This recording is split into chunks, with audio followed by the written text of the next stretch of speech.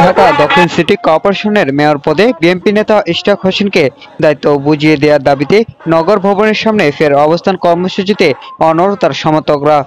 রোববার সকাল থেকেই তারা জড়ো হন নগর ভবন চত্বরে।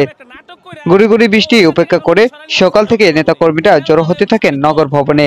পরে ভবনের মূল ফটকে তালা ঝুলিয়ে দেয় তারা।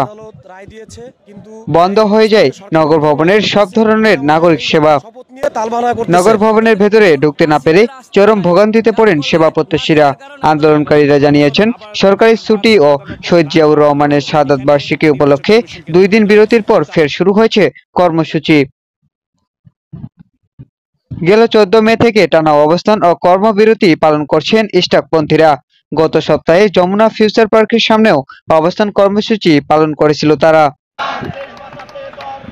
প্রসঙ্গত 27 মার্চ নির্বাচনের ট্রাইব্যুনালের রায়ে মেয়র হিসেবে ইশরাক হোসেনকে ঘোষণা করা হয়।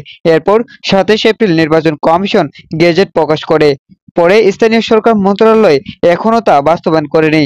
সর্বশেষ বৃহস্পতিবার আপিল বিভাগ ইশরাকের শপথ স্থগিতের আবেদন খারিজ করে দেন। এদিকে ইশরাকপন্থীদের আন্দোলন ঢাকা দক্ষিণ সিটি কর্পোরেশনের কার্যক্রমে স্থবিরতা সৃষ্টি করেছে। এখন দেখার বিষয় সরকার পক্ষ কি পদক্ষেপ নেয়। শামীম রেজা, দেশি বার্তা, এক্স রিপোর্ট।